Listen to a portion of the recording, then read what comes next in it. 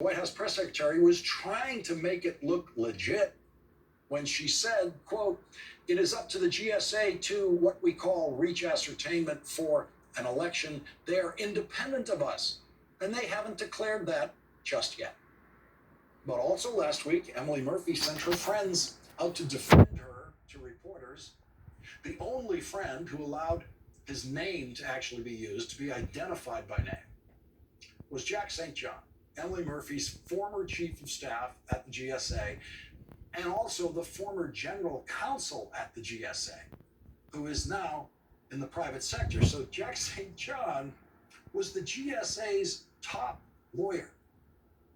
And what he told the Washington Post in defending Emily Murphy was, quote, "By law, the GSA administrator reports to the president and is subject to his direction and control. So the extent Emily has been instructed to withhold ascertainment, she really doesn't have any good options." That was the former lawyer for the General Services Administration, who was also Emily Murphy's former chief of staff, telling you that Emily Murphy was being instructed by the president to withhold ascertainment, illegally instructed.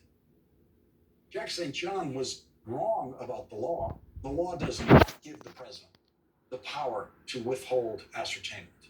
The law orders Emily Murphy to ascertain the apparent winner as soon as that information is available, and it was available on November 7th.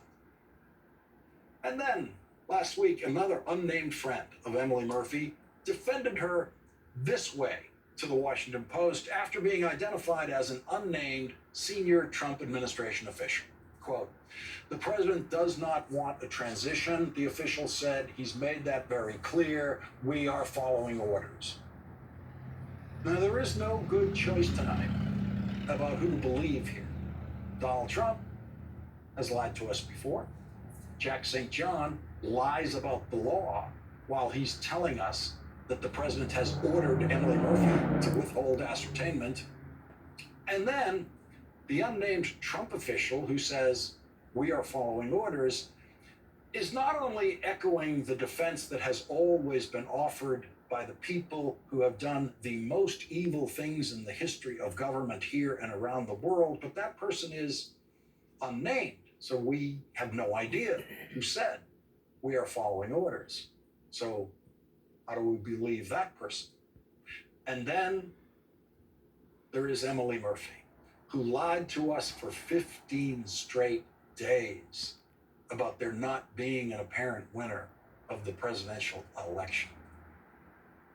For the first week that Emily Murphy was holding out, most of the news media was ignoring her and completely blaming Donald Trump. But then Emily Murphy held out for another week, and Emily Murphy held out for 16 days. And in those 16 days, Emily Murphy has now taken public ownership of this crime against democracy, along with Donald Trump, who is a crime against democracy.